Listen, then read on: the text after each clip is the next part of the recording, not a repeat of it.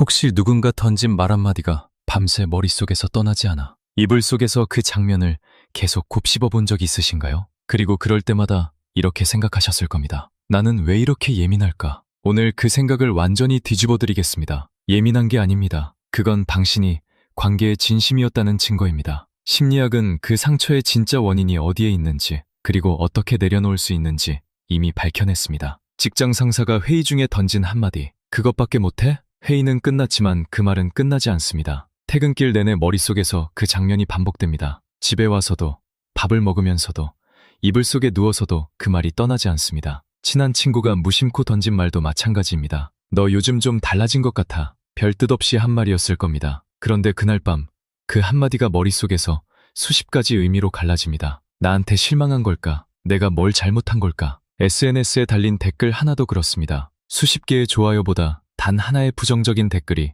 하루를 통째로 무너뜨립니다. 그리고 우리는 이렇게 결론을 내립니다. 나는 왜 이렇게 예민할까? 자존감이 낮아서 그런 거겠지. 마음이 약한 게 문제야. 여러분도 혹시 이런 생각을 해보신 적 있으신가요? 그런데 심리학에는 이런 현상을 설명하는 개념이 있습니다. 허위 독특성 효과. 쉽게 말하면 나만 이런 줄 알았는데라는 착각입니다. 우리는 자신이 겪는 고통이 유독 특별하다고 느끼는 경향이 있습니다. 나만 이렇게 쉽게 상처받고, 나만 이렇게 오래 곱씹고, 나만 이렇게 밤잠을 설친다고 생각합니다. 하지만 실제로는 비슷한 고통을 겪고 있는 사람이 훨씬 많습니다. 마치 혼자만 비를 맞고 있는 것 같지만 사실 그 빛 속에 수많은 사람이 함께 서 있는 겁니다. 당신만 그런 게 아닙니다. 당신은 혼자가 아닙니다. 그런데 사실 이건 당신의 성격 탓이 아닙니다. 예민한 것도 아니고 자존감이 낮은 것도 아닙니다. 그럼 왜 우리는 이렇게 살게 되었을까요? 그 답은 뇌 속에 있습니다. 한번 생각해 보세요. 누군가 하루 종일 칭찬을 해줬는데 퇴근 직전에 한마디 핀잔을 들었습니다. 그날 밤 이불 속에서 떠오르는 건 뭘까요? 칭찬이 아니라 그 핀잔입니다. 좋은 말은 금방 잊히고 나쁜 말은 오래 남는 것. 이건 성격 탓이 아닙니다. 뇌가 원래 그렇게 만들어져 있는 겁니다. 심리학에서는 이것을 부정패낭이라고 부릅니다. 쉽게 말하면 뇌가 나쁜 것을 더 크게 기억하는 성질입니다. 우리 뇌에서 위협을 감지하는 편도체라는 부위가 있는데 이 편도체 뉴런의 약 3분의 2가 부정적인 신호를 탐지하는 데 쓰입니다. 왜 이렇게 됐을까요? 수만 년 전 우리 선조들에게는 칭찬을 기억하는 것보다 위협을 빠르게 알아채는 것이 생존에 훨씬 중요했기 때문입니다. 칭찬을 잊어도 살지만 위협을 놓치면 죽었으니까요. 편도체는 집안의 화재 경보기와 같습니다. 감도가 높게 설정되어 있는 겁니다. 예민할수록 나쁜 게 아니라 그만큼 정확하게 작동하고 있는 겁니다. 그런데 이 패낭이 관계에서는 어떤 일을 만들어낼까요? 1990년대 워싱턴 대학교의 존 가트만 박사는 수천 쌍의 커플을 관찰하며 놀라운 비율 하나를 발견했습니다. 부정적인 상호작용 한 번을 상쇄하려면 긍정적인 상호작용이 5번 필요하다는 것입니다. 한마디 욕이 칭찬 5번을 날려버립니다. 누군가 당신에게 상처 주는 말을 했을 때 그게 유독 크게 느껴지는 건 당연한 겁니다. 그 한마디가 가진 무게가 원래 5배인 거니까요. 여기서 한 발 더 들어가 보겠습니다. 1995년 심리학자 마크 리어리는 하나의 이론을 발표합니다. 자존감이란 사회적 수용도를 실시간으로 모니터링하는 내적 계측기라는 것입니다. 쉽게 말하면 자존감은 관계 온도계입니다. 누군가 나를 따뜻하게 대해주면 온도가 올라가고 무시하거나 거절하면 온도가 뚝 떨어집니다. 타인에게 상처받았을 때 자존감이 흔들리는 것은 당신이 약해서가 아닙니다. 내가 지금 관계에 위험 신호가 있다고 알려주는 정상적인 반응입니다. 오히려 그 흔들림을 느낀다는 것 자체가 당신이 관계를 소중하게 여기고 있다는 뜻입니다. 그러니까 정리하면 이렇습니다. 상처받은 당신이 약한 게 아닙니다. 당신의 뇌가 제대로 작동하고 있는 겁니다. 그런데 왜 어떤 사람은 같은 말에도 빠르게 털어버리는 걸까요? 그 차이를 만드는 건 의지력이 아닙니다. 심리학 실험들이 그 답을 알고 있습니다. 1951년 솔로몬 애쉬라는 심리학자가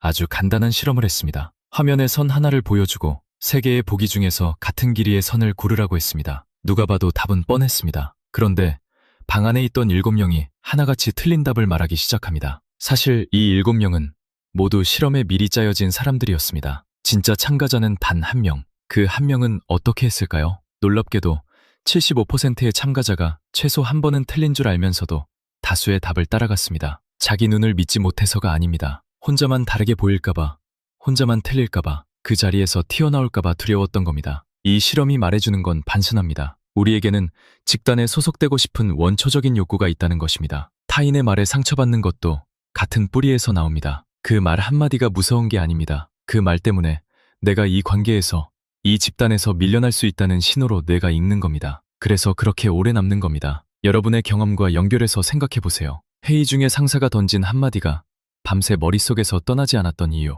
그건 그 말이 아파서가 아니라 이 조직에서 내가 괜찮은 사람인지 확인받고 싶었기 때문입니다. 그런데 여기서 재미있는 반전이 하나 있습니다. 2000년 코넬 대학교의 심리학자 토마스 길로비치가 흥미로운 실험을 했습니다. 학생들에게 당시 젊은 세대 사이에서 가장 창피한 옷으로 꼽히던 바리매닐로 티셔츠를 입힙니다. 바리매닐로는 70년대 팝 가수인데 젊은 학생들 사이에서는 촌스러운 상징이었습니다. 그 티셔츠를 입은 학생들은 교실에 들어가기 전에 이렇게 예상했습니다. 교실에 있는 사람들 절반은 내 티셔츠를 알아차릴 거야. 그런데 실제로 알아차린 사람은 얼마나 됐을까요? 4분의 1도 안 됐습니다. 이것을 조면 효과라고 합니다. 쉽게 말하면 우리는 무대 위의 주인공이라고 생각하지만 관객 대부분은 사실 다른 무대를 보고 있다는 겁니다. 지금 이 순간에도 여러분에게 상처를 준 그 사람이 여러분을 생각하고 있을까요? 아마도 오늘 저녁 뭘 먹을지 고민하고 있을 겁니다. 우리가 밤새 그 장면을 곱씹는 동안 정작 그 말을 한 사람은 자기가 뭐라고 했는지조차 기억하지 못할 가능성이 높습니다. 그렇다면 또 다른 질문이 떠오릅니다. 같은 말을 들어도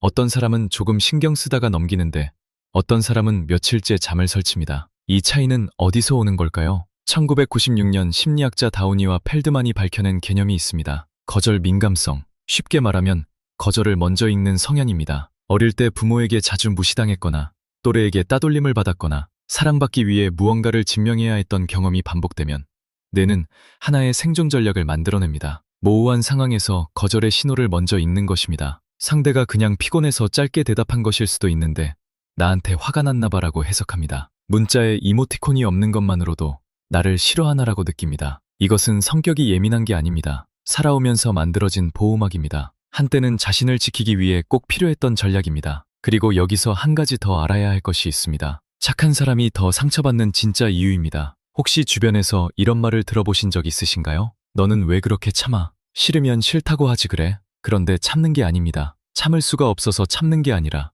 맞춰주는 것이 유일하게 안전한 방법이었기 때문입니다. 심리학에서는 이것을 순원 반응이라고 부릅니다. 갈등 앞에서 싸울 수도, 도망칠 수도, 얼어붙을 수도 없을 때 인간이 선택하는 네 번째 생존 전략입니다. 상대의 기분을 맞추고 자신의 감정을 숨기고 갈등을 일으키지 않는 것. 이것은 착한 성격이 아닙니다. 오랫동안 자신을 지켜온 방식입니다. 문제는 이 순응 반응이 상대에게 하나의 신호를 보낸다는 것입니다. 이 사람은 어떤 말을 해도 괜찮다는 신호. 그래서 착한 사람이 더 자주, 더 깊이 상처를 받게 됩니다. 그럼 이걸 알았다고 해서 상처가 사라질까요? 안타깝게도 그렇지 않습니다. 하지만 이제 우리는 그 상처가 어디에서 왔는지 압니다. 왜 유독 나에게 더 깊이 있게 파고드는지도 압니다. 그리고 이것을 아는 순간 다르게 반응할 수 있는 문이 열립니다. 심리학이 알려준 것들을 오늘 당장 써먹을 수 있는 형태로 정리해드리겠습니다. 첫 번째, 귀인 전환입니다. 누군가 당신에게 날카로운 말을 했을 때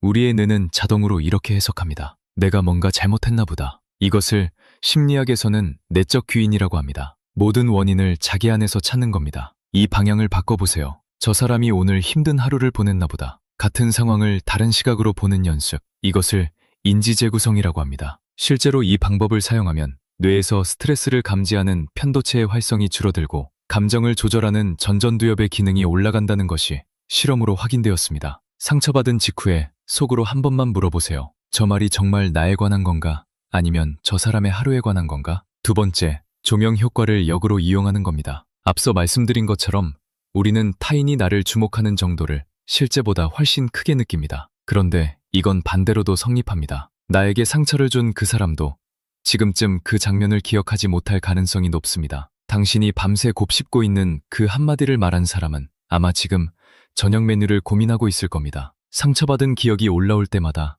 스스로에게 이렇게 물어보세요. 저 사람은 지금 뭘 하고 있을까? 이 질문 하나가 나에게 고정되어 있던 관심의 방향을 바꿔줍니다. 세 번째, 5대1 의도적 긍정 노출입니다. 관계 심리학자 존 가트만은 부정적인 상호작용 한 번을 상쇄하려면 긍정적인 상호작용이 5번 필요하다는 것을 밝혀냈습니다. 우리 뇌가 나쁜 기억을 더 강하게 저장하도록 설계되어 있기 때문입니다. 그래서 의도적으로 긍정적인 경험을 늘려야 합니다. 오늘 하루를 떠올려 보세요. 나를 따뜻하게 대해준 순간 3가지를 의도적으로 찾아보세요. 편의점 직원이 건넨 미소일 수도 있고 동료가 건넨 커피 한 잔일 수도 있습니다. 뇌가 자동으로 저장하지 않는 것들을 당신이 직접 꺼내서 기억해 주는 겁니다. 그리고 보너스로 하나 더 알려드리겠습니다. 대묻기법입니다. 누군가 당신에게 무리한 말을 했을 때 이렇게 말해보세요. 방금 하신 말씀, 저한테 하신 거 맞나요? 이 한마디면 됩니다. 이것은 공격이 아닙니다. 자신을 지키는 명확한 경계선입니다. 상대의 무례함을 공론화하면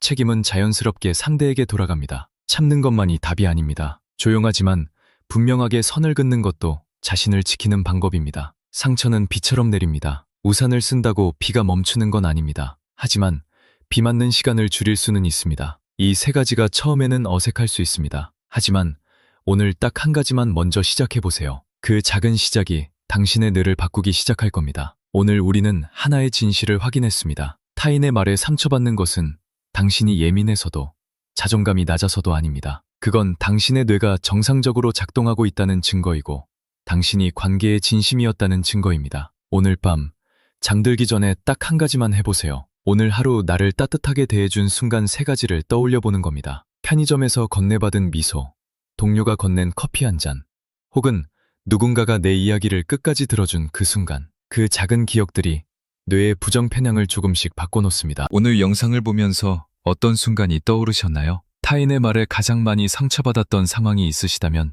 댓글로 나눠주세요. 여러분의 이야기가 지금 이 영상을 보고 있는 누군가에게 큰 위로가 됩니다. 지혜 심리학 채널에서는 이처럼 우리가 미처 몰랐던 마음의 작동 원리를 심리학으로 풀어드리고 있습니다. 다음 영상에서도 당신의 마음을 조금 더 가볍게 만들어 드리겠습니다. 구독과 좋아요 부탁드립니다.